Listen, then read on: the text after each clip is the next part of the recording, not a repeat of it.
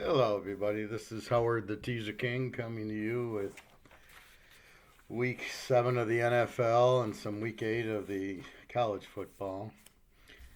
Huge week last week, 6-0 in college. The lock won Army under and Marshall laying 6.5 to Louisiana Tech. I was going to lock Cincinnati. So those of you who bought, please understand I had posted Cincinnati against Tulsa, and then the game got canceled. So instead of then it would have been a nothing avoided pick, and so then I switched to Army under with Marshall, which I like just as much. It was a three lock thing, so I was going to put Cincinnati with Marshall and Cincinnati with Army in the lock, and then I think I had Marshall with the pro team. But it was a great week, doing very, very well. Let's see, in week 6 of the NFL, I let's see, I went 1, 2, 3, 4, 5, 6, 6-1, 6-2, 6-2 for the week. I lost the New England game because of Cam Newton playing. He threw five interceptions, and I lost the Ram 49er game. The Rams were a good play in the series, I was getting three, but Jared Goff showed up, and that ended that.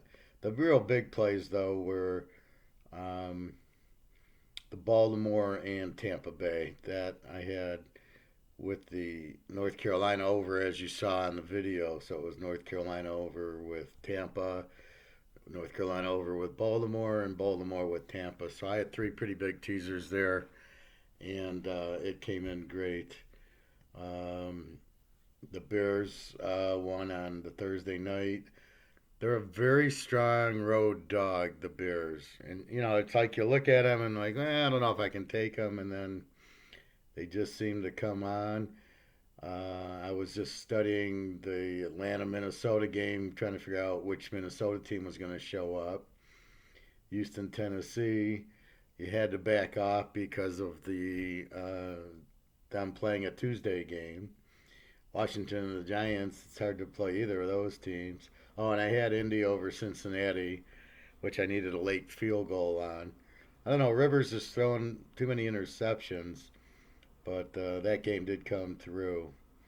And then I watched Arizona Dallas because initially it was going to be a locked over at 55, but I had to see how Dalton was going to do, and he didn't do very well.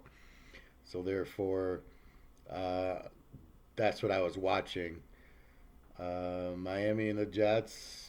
Miami played pretty well, and KC Buffalo. I had to kind of watch because all of a sudden KC wants to run the ball, and Buffalo again. You got Josh Allen, who's not very good.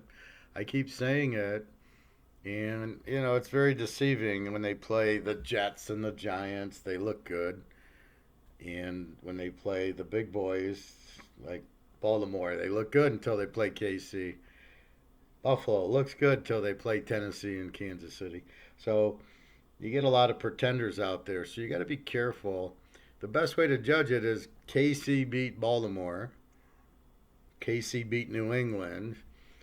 Okay, now you know how strong KC is, but now the same thing. The 49ers beat the Jets and the Giants. So it's like, doesn't mean anything. Um, so now you're getting a little bit more when you start getting Frisco and the Rams, Frisco and Seattle, the Rams and Seattle. I love Seattle. I think they're for real. I don't know how good the Rams and 49ers are. Garoppolo, why is he out there? They have good backups. The guy can't throw the ball, and the Rams can't figure out how to defend 5 yard passes, really. Terribly outcoached. I don't know, that LA coach. Everybody thinks he's God's gift to coaching, but Miami put up 45 on the Niners. He puts up 16. Just saying. And he goes with Jared Goff, who is not very good. Anyway, so you always try to learn each week, look at the matchups. I think Atlanta, once Ridley and Julio Jones were back in the lineup, they put up a 40 on Minnesota, whose defense is horrible. And then Minnie started to score again. So that would have been a very strong overplay initially. But when Atlanta starts screwing around against Green Bay and the receivers are out and they don't have any backups, like that seems to be the problem. The Lions beat Jacksonville. Just tells you how bad Jacksonville is when you lose to the Lions. And the Bears are a pretty strong team. They went into Carolina and won. Arizona went there and lost. Um, Pittsburgh's much better with Roethlisberger. Tennessee, it's not that Tannehill's good. It's that when you have the running back, what's his name? Uh, Let me look it up. I'm not thinking. Let's see. What's the running back's name? I know as soon as I see it, I'll go, oh, yeah, that's it. Um, yeah, Derrick Henry. Yeah, there it is. I mean, when you got a guy like Derrick Henry, me and you can quarterback because you gotta put eight in the box and try to defeat it. And I assume what they're doing is if there's eight in the box, they throw. If there's seven in the box, they run. And I assume that's what they're doing. And very successful. But that's the point of balance. When you have balance and you can run, you rest your defense, and that's really the key to football is keeping your defense rested. That's why teams that throw the ball 90% of the time never win because they don't rest their defense. They score a lot, but then when they need to score, they can't score because they get in the red zone and they can't throw the ball in and they can't run it in. Um, I'm very sick of these coaches. What are some of these coaches thinking? What is the Washington coach thinking? You're down one after the touchdown, kick the extra point, and you go in overtime. You never go for two. There's no reason to go for two because when you need the two, the odds drop to probably 5%. Yeah, when you're down 30 and you score, then you go for two, you probably make it. But when the game's on the line, you're not going to get the two. There's no way. The defense is focused. The other thing is these teams that are down 9 after the touchdown and they'll go for two, and you're like, what are you doing? Kick the extra point, get down 8. Or these teams that are down 7 or 18 and they go for two to get down 16. That makes a little more sense. Then you need 2 touchdowns, 8 and 8, but you've got to get like within 17. You've got to get within 7 or 8. You can't be down 9, go for two, and miss it. And then now what do you do? Now you're screwed. If you just kick the extra point, you're down 8. Now if you get a touchdown, now you go for two, and maybe you can score. Um, like Philadelphia did. They were down 16. They scored, got the two. That made sense to get down 8 at that point by going for two. And then they got the other touchdown, and they're down 2. Carson Wentz looks terrible. All he does is want to run, and Josh Allen just wants to run. And this is the problem, Lamar Jackson. You can't win as a running quarterback. It doesn't work unless you're playing at Oklahoma in the wishbone in the 70s. You can't do it. How many times did Joe Montana, he would scramble out but not look to run like these guys do, and they don't get it. You can't. And then on top of that, they don't get that. They take the hit, and just a couple more games, and they'll blow out their ACLs, and they'll be all done. Like Dante Culpepper or Cunningham or any of those guys that ran. Tom Brady wins Super Bowls because he only runs when it's absolutely necessary. Same as Montana, he would 99% look to throw. And Russell Wilson, he can run, but he's really not trying to. He's a passer. Mahomes is a passer. They run when they need to, but they're trying to throw and there's nobody open versus 2 seconds. Okay, let's run. I mean that's Josh Allen. That's why I proposed Jake Fromm from Georgia. He's a pocket passer and he's much better than Josh Allen. So you can see Buffalo in a big game will never win with Josh Allen, as Jared Goff and Kirk Cousins and half the other guys, Stafford and you know Matt Ryan. Well, he did get to a Super Bowl. See, but the guys like Deshaun Watson are they're quarterbacks that kind of move to throw the ball. They're not trying to run it. So anyway, that's my thing on that. So these coaches are going to lose their jobs real quick by keep going for two when the game's on the line, or when you're down nine instead of going down eight and at least giving yourself a chance. I mean, they think these 2 point conversions are like a 90% thing, but they're not. They're 50-50 at best, but when the game's on the line, they're about 10-90. When the game's on the line, you're not getting your 2 point conversion. It ain't very, very rarely. Um, you got to have some trick plays and good running. You don't. They keep throwing the ball from the three. There's nowhere to throw it. There's not. There's 10 yards of end zone. If you can run, you get it in. So that's the difference. So just a recap of last week. So let's look at a couple of games this week. Now I have a huge lock in college going 17 unit. I love this play. Um, Very strong, good lines. Uh, my friend asked me, he says, why are you doing 17 units instead of, 11 units or something? I thought you just did those later in the year. And I said, well, no, it's whenever it comes up. It's always the spread. I look at a game, if I get the right dog, if I get the right spread, that's why it's a lock. If I only have to lay one versus you give me a 7 point spread with a good team against a weak team, and I'm laying one, boom. If I've got to lay 14 down to 8, I'm not going to lock that game. So a lot of the lock determines by the spread, the game and the spread. And I always, key to my success is I look at the game first without any points, and I say, who's going to win? And if I can't determine the winner, I want to take the underdog. So I got one game where it's a very live dog, and I got one game that's a very strong favorite, but it's a low spread.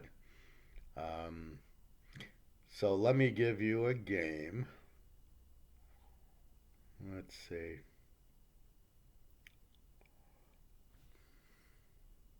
There's a couple games I was going to play over under, and then I realized the quarterback's out. So let me quickly run through those. This is college. Pittsburgh, their quarterback's got a hurt ankle, questionable. North Carolina State's quarterback is out. Syracuse's quarterback is out. Virginia's, I was going to play Miami, Virginia over, and then Virginia's quarterback's questionable. So if he plays, that'll be an over. The Baylor quarterback's questionable. The LSU quarterback, I love this game over, and now he's questionable. He might even be out. No, he's doubtful. So a lot of the games I wanted to play over unders on, I can't with the quarterback. Um, so let's give a game here. Oh, and the Kansas State quarterback, their starter Skyler's out. Howard's quarterbacking. All right, let's give you a game. All right, I'll give you the hottest game. Boy, this is okay. Florida Atlantic playing Marshall. And as you notice, the last 2 weeks I blocked Marshall. Marshall's an A team in their division. Very, very strong offense and defense. And they're playing these guys, and the spread's not right, and I'm just eating it up. So their spread looks like 16 and a half, 51 over under. And when I look at this game, well, let's go. Let's walk through a college game for you. Okay, Marshall. So Marshall lives, I think it's Conference USA, yes. They score 37 a game and give up 9.5. They have a new quarterback, but it's okay. He throws for 217 a game, but they run for 214, and that's the beauty of Marshall. They get 430 on you, but they can run the ball down your throat. That's what I love. Sometimes when you lose, the quarterback's throwing interceptions, and that's what really causes the upset, right? You threw three interceptions and hurt, you didn't score. UCF's doing that a lot, and it's really pissing me off. But I won with them last week. I won betting Memphis over them. Um, so they got a new quarterback, but okay. But they are very balanced. Their defense is incredible, giving up 9.5 a game. Very, very strong defense. Um, Good coach. Good. I mean, it's a good, very strong team. They're the best team in that division. So as long as they stay in the division, that's fine. If they're playing Alabama, it's hard to play them, and that's what you got in college. You got to be careful. If they played Clemson, I wouldn't take them. Maybe a North Carolina State. Marshall is in West Virginia. They played West Virginia or Virginia, and they were getting 10 points. I would definitely take them. But in the division, it's even better. They're playing Florida Atlantic. Now, Florida Atlantic's coach moved on. They got a new coach. They also got a new quarterback. Florida Atlantic only scores 21 a game and gives up 17. But I think they've only played one game. A couple of them have been postponed. They only get 98 yards a game passing. Well, in the one game, and they run for 217. So they have a pretty weak offense versus the the other the other coach, Lane Kiffin. Kiffin, I don't trust, and I don't know why Mississippi hired him. He's going to pull a Tennessee or he's going to pull a USC where he just quits. And why would you hire this guy? So anyway, so he's gone from Florida Atlantic. You got a new coach, brand new system. The quarterback looks terrible. I don't know. He's only played in a game. But they beat, I think, Charlotte 28-17. And Charlotte's, okay team. They're not great. So Marshall will dominate them. They can't really pass. If they get down and they got to run, they can't. If they got to pass, they're going to pick this guy all over the place. Marshall's got a very good defense, like I said. Marshall's strength, too, is against the run, which is the strength of Florida Atlantic. 98 yards passing, 217 running. They only get 300. Well, that was, like I said, the one game, but how much practice are they doing? Where Marshall's played, I think, 3 games, or maybe more. I think maybe 5 games. But Marshall's definitely the better team here. They're at home, 16.5. You lay 10.5, even 11. They've been blowing out. They blew out L-Tech last week in the lock, 35-17 at L-Tech. And I say L-Tech's probably better than Florida Atlantic. L-Tech scores 29 a game, gives up 33. Now, Florida Atlantic only gets 21 a game. So they held L-Tech to 17 with their offense that gets 30. And it's more of a passing offense. So Marshall's hot. I've locked them the last 2 weeks. If now here's where this would have been a lock if the spread was let's say 8.5. If this spread was 8.5, Marshall would have been like a 25 unit lock. Because it's 16.5, I got to go down to 10.5. Now it's over 10. It's a good bet, but you can't really lock the game with that point spread because I don't know enough about Florida Atlantic. I locked them against Western Kentucky because Western Kentucky's the worst team in the league. and they killed Western Kentucky. That was the first lock, and the spread was like 7, and all I had to do was win by 1, and that was a huge lock. I had them in 3 teasers, Marshall. Then against L Tech, the line was a little bit higher, but when I lost Cincinnati Tulsa, then I moved into my next lock, Marshall. I preferred Cincinnati because of the point spread. They're only laying 3 to Tulsa. They were going to win that game. Cincinnati is Ohio State of their conference, right? Very strong defense. Ohio State coach. They run the ball with their quarterback, just like Ohio State. So you're basically betting Ohio State kind of in the conference without all the great players, but they're a very strong team. See them and Marshall. That's who you bet because they're under spread usually. Alabama, you're laying. Now I did have Alabama over last week. I just thought they're still pretty powerful offense. Their defense terrible, but we'll see if it starts getting better. But I just don't. The Alabama's never had a strong pass defense. They always had a strong run defense, and they would blitz you. But now the game's changed where it's more wide open and more passing. And Saban, he's doing the 70s Steeler defense, which is mostly stop the run and put pressure.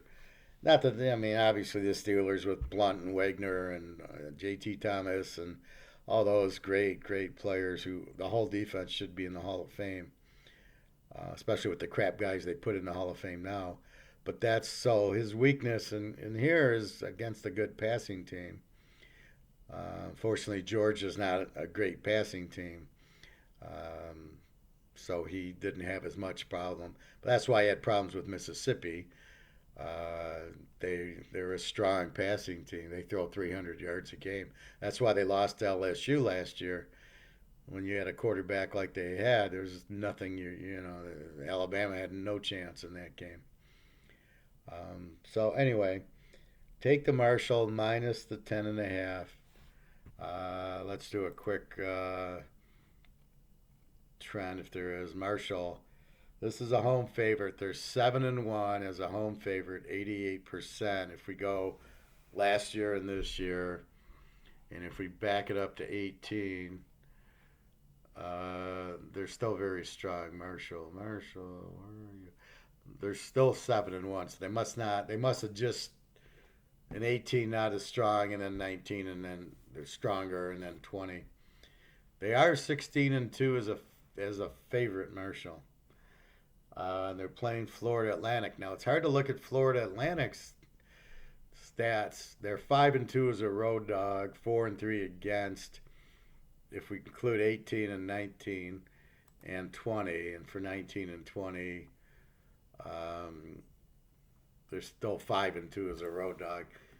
And the problem is you had Kiffin there, so a lot of these stats are Kiffin's. You can use Marshall's stats just to say they're a very strong favorite, very strong. So that's what you're looking for. So they play well. They play nicely with others at home. You can really do it. But that's the type of team you want. Um, you're looking for strong, balanced teams, A teams, good offense, good defense against weak offensive teams like a Western Kentucky. Because Western Kentucky, they only score 18 a game. So when they played Marshall in there, I'm laying 1. How are they? They can't score. Western Kentucky gets 266 yards of offense. I mean, it's unbelievable. It's just pathetic.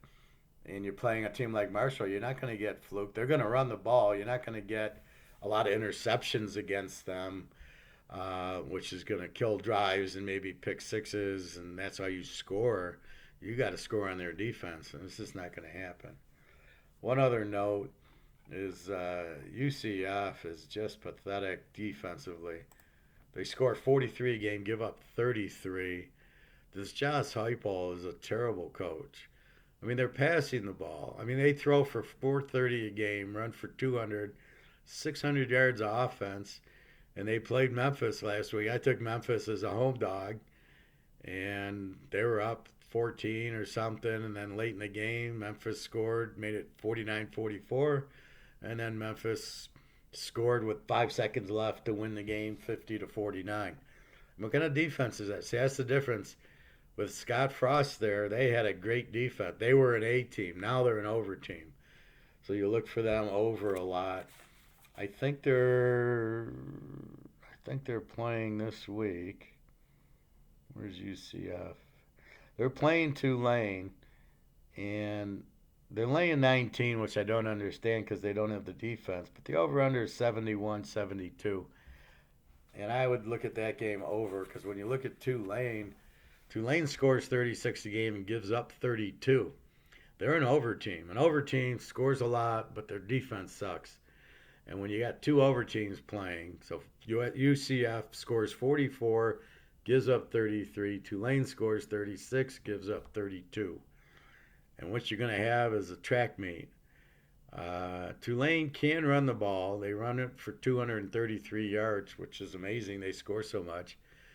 And UCF's just going to pass it all over. So Tulane might take a little bit of the air out of it and just try to run because they're not going to be able to stop UCF. But you can only, if you get down too much, you got to pass. So look for this game to hit 100, I think. So it's kind of hard. They make these over-unders 75 points, and they get there eventually most of the time. But you just got to be careful. It's very difficult. You can't lock it. Like if that was a 59, that would be a lock. Whereas 62, that would be a lock to go to 56. That's what you're looking for to go over. You need two teams who can score with weak defenses. And that's the whole point of it. Okay, let's go to the pro game.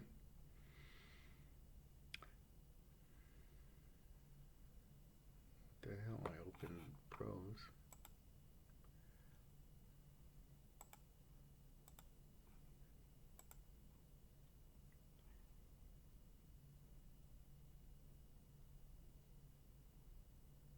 Oh, okay. For some reason, it's opening in another Excel.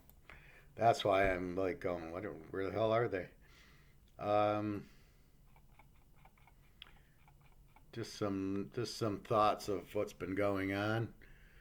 So in the pros, the top offense is now Seattle's 34 a game, and surprisingly Tennessee at 33. And then what I've noticed is Dallas has dropped with Andy Dalton last week, down all the way to 29. Kansas City's only 29. So Kansas City's kind of turning into more, we're running chocolate eclair, we throw when we need to, but we're going to run the clock down on you, and instead of throwing the ball all over. So they're kind of going from an over team to an A team, which is good defense also. So instead of taking the overs in their games, you start taking Kansas City in their game. Tampa with Brady is now an A. They're 30 and give up 20. Baltimore's 30 and gives up 17 until they play a good team like Kansas City, probably, or Tampa. Then they're not an A team, so they're kind of a disguised A team. Oakland scores 30 and gives up 30. They're a perfect over, as is New Orleans, 31 and 30. And then you got Pittsburgh now, an A team at 31 and 19. But then you got Seattle, Tennessee, and Green Bay, all over teams. Their defenses aren't that strong, but they score a lot. And then we get down to the worst three. Washington, the Redskins they only score 18, give up 27. So it's hard to ever bet on them.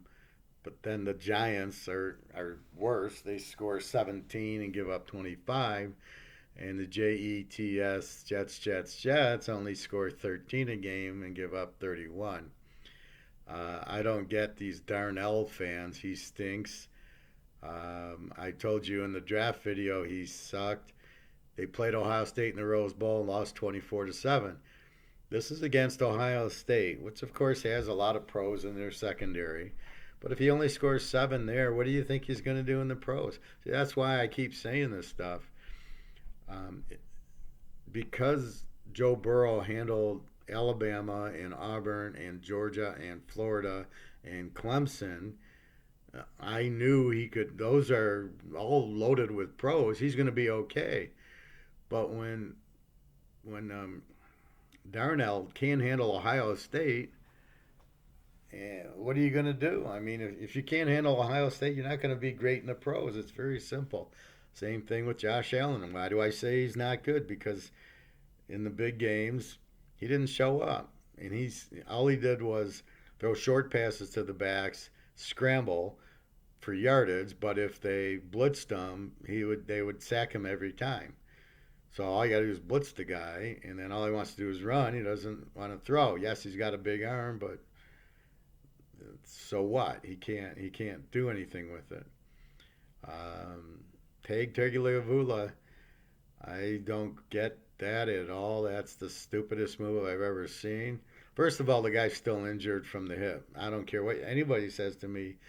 You can't recover from a Bo Jackson hip, if ever, in less than a year. Secondly, he's injury prone, and you're putting him up against Aaron Donald.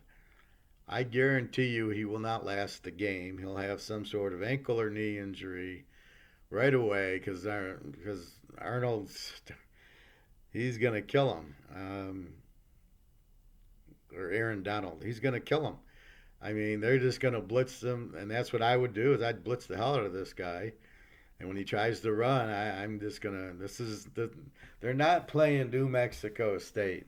I've had at length talked in my draft video about this guy. His stats were wonderful against New Mexico State and Fresno State and Appalachian and East Carolina and maybe some of the weaker Mississippi and Mississippi State, the weaker SEC teams. But when he got in there against Auburn, Georgia, Clemson, LSU last year, the kid didn't show up. His stats were terrible, a lot of interceptions. So you've got to look at the competition. And from what I'm seeing, against good competition, the guy did nothing. Watch the LSU game. He plays the first half, and in the first half, they get one score by the running back, Najee Harris. And that guy's going to be a great pro. Najee Harris. And that was it. He didn't do anything. He was like 3 of 10 for 40 yards and 2 interceptions. Um, so, I mean, that's the problem with the guy. He's not, no, this is the NFL, except for the Jets and the Giants. This is basically you're going up against NFL talent, not New Mexico State. So he's going to be in trouble. So he's not all that. I don't expect him to do anything. I expect him to get hurt a lot. And if he, why he's playing against Rams, the coach should be fired. I don't know who the coach. I think he's a New England assistant, another one of those fabulous guys who doesn't know how to coach. You got Fitzpatrick. You're winning games. Why would you possibly change it to bring in Tag Tagliavu, who's injured, who's injury prone, should not even see the field this year? Maybe the last game when they play the Jets, then maybe you put him in for a little bit. But why would you put him in against Aaron Donald and that secondary? Are you insane? So he's far from ready. I will be betting against him if it's a normal line. I'd love it if Miami was favored. Then I will be locking the Rams, provided they stay healthy. Or I think they're off. No, are they off this week? No, no, no. They're playing. They're playing the Bears. Um, so they're playing that Monday night, and then they play Miami. Anyway, Take Tagliavua is not. Joe Burrow is it. Take Tagliavua is not it. Anyway, let's give a game. Uh, let's go. I'm gonna give you a real nice game here. Seattle laying 3, and I've seen some threes and some 3.5s to Arizona. Over under a 56. Head to head trend. Seattle is 10-1. 6-0 the last six, 10-1 overall against Arizona in Arizona. They have no problem playing there, and they're very comfortable against them. Um, you might be a little scared because of Arizona, but let's look at who they beat. They lost to the Lions. Enough said there. And then they lost to Carolina. Uh, Now you've got the Jets, and they beat them. I don't know. Alabama would beat the Jets. And then you've got them winning last week against Dallas, who Alabama would beat them also. Dallas with no defense and Andy Dalton. So you've got to again look at who did they beat and who did they lose to. The only good win they've got is week one against the Niners um, on the last second field goal, whatever. Detroit showed you how to beat them by spying on Jesus, my mind's mush right now. Spying on Kyler Murray and not letting him run. If you can stop him from running, then you can beat him. And that's what's been happening. But Dallas doesn't have the defense, and the Jets don't even have a team. So here comes Seattle in. Now let's look at the stats. Seattle scores 34, gives up 27. Pretty much of an over team. You got Russell Wilson. Throws for 280 a game. They run for 115. Basically 400 yards a game versus Arizona. Now, Arizona's not as well as you think. They scored 28 a game and they give up 19. But the defense is deceiving. So let's look at the Lions and Carolina game. Those games they gave up mid 20s. The 19 comes against the Jets and comes against Dallas with Dalton. So that brings their average down. But if the Lions score 20, if the Lions beat them at home and they score 26 on them, and Carolina puts up I think 27, I don't think the defense is as strong as it looks. And this is what happened like to the Niners. They beat the Jets and they beat the Giants, and their stats look good, and then they play a good team and they lost. Miami's not even that good of a team, and then they play the Rams and they win. So you don't know who you got. Terrible coaching. Good coaching wouldn't lose like that. Why he's playing Garoppolo, who's not very good anyway, um, and he's playing him hurt, makes no sense. I like Mullins as their backup. The kid from Iowa is very good, unless he's injured. They should be running the ball a lot more. Um, anyway, so that's what happens there. But anyway, so if I look at the stats, here's what gets me deceiving. We all know Russell Wilson, 19 touchdowns, 3 interceptions. He's throwing for 300 yards a game, as I've said. And then we look at Kyler Murray, who's got 10 touchdowns but 6 interceptions and throws for 250 a game. So I expect, so he likes to run the ball, but he throws some of the worst interceptions. In the Lions game, the 2 interceptions he threw were like, are you kidding me? He hit the defender and they're right between the numbers, like he never saw him. So I'm questioning this quarterback ability to read defenses and throw the ball properly. Let's go into the numbers. Seattle, as you know, very strong road team. 5-0 is a road favorite. 6-1 is a road dog. That's 11-1 on the road the last 12 games. Against their 4-1 against as a road favorite. So they'll win. They might not blow you. They blew out Atlanta, but normally they're playing. Russell Wilson pulls the game out for you. But Arizona is 5-2 as a home dog. 6-1 bet against as a home dog.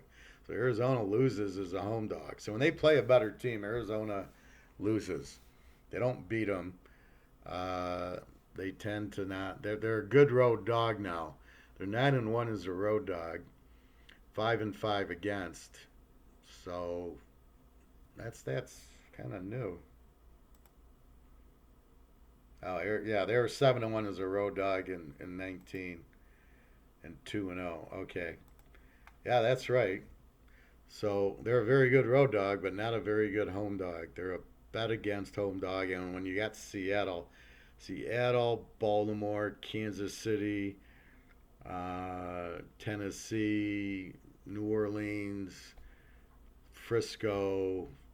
These are very good road favorites. Pittsburgh's lousy, uh, worse than you think. And then the surprise stat of the week is the Giants are 9-1 as a road dog. I mean, it's just unbelievable that there's such a. Well, I guess they're probably getting a lot of points and they play close or whatever. Let's go to 18. Seattle 7-1 as a road favorite, 19-2 on the road, 32-8 overall, 80%. If you bet Seattle, so 32-8 overall, but 19-2 on the road. Arizona 8-5 as a home dog, 12-1 against. Perfect. So I got a team that basically you bet against when they're a home dog. The better team beats them. In this case, Seattle, the Niners when they were like last year, the Rams when they were good. So they've had some tough competition in the division. Well, probably Seattle and the Rams 2 years ago and the Niners last year probably killed them as when they were home dogs.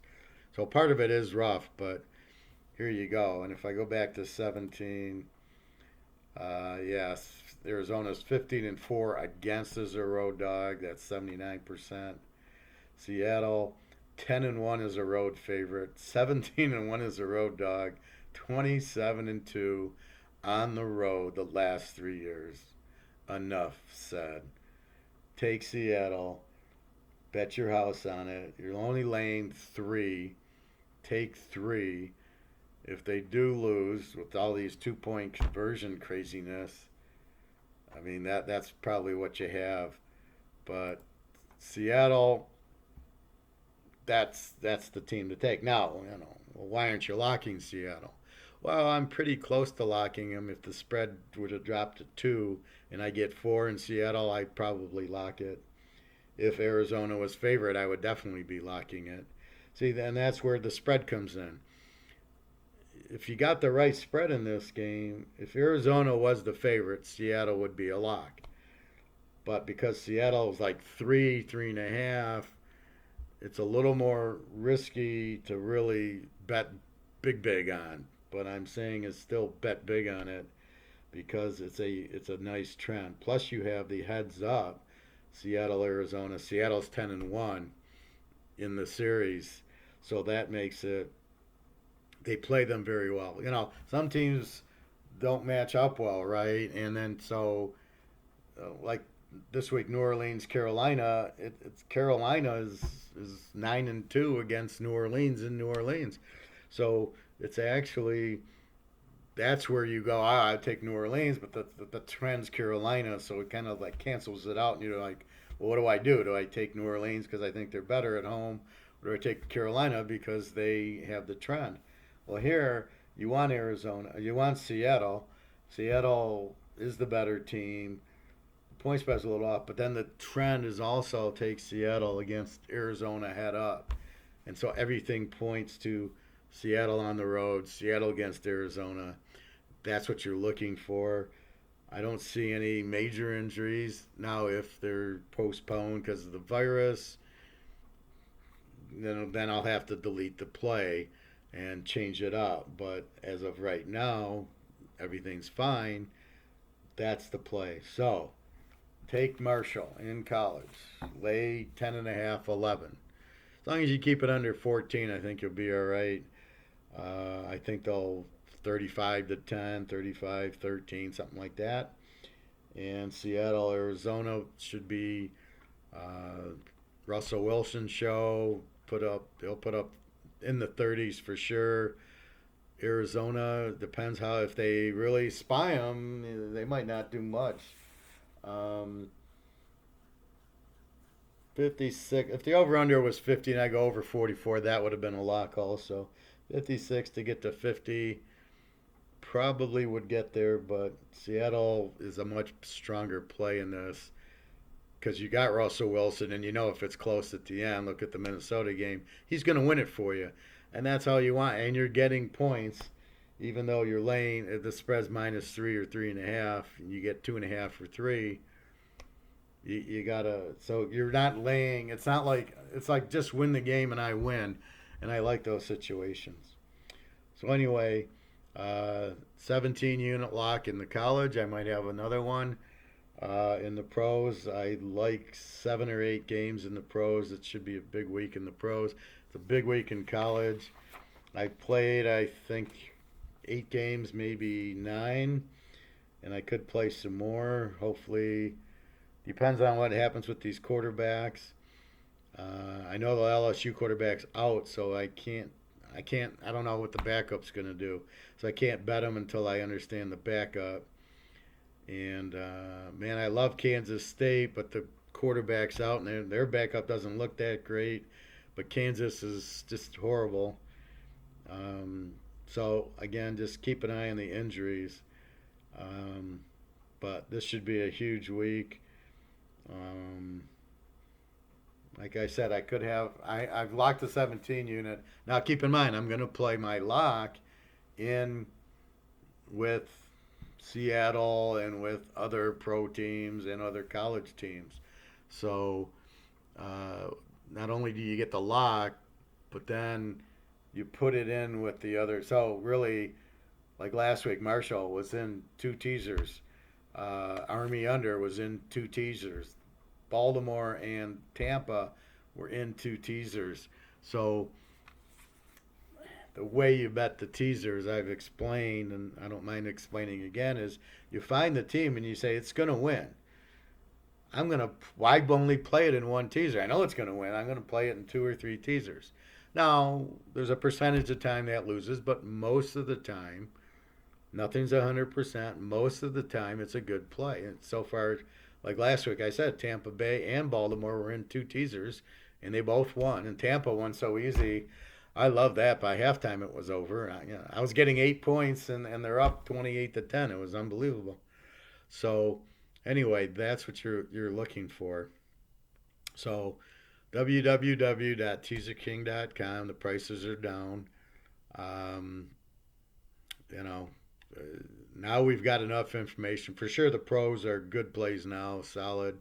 I've been very strong in the pros. I think I had one bad week where I went 4-3 or something, but otherwise I've been just nailing it. And in college, I've been red hot in both areas. I had one bad week, um, which that's not bad. Only to have one bad week, and we're now in week 7 and week 8. So anyway, www.teaserking.com. Good luck, and let me know if you have any questions or comments. Just email me from the site, www.teaserking.com. Okay, everybody, have a great night, good weekend, and good luck to everybody.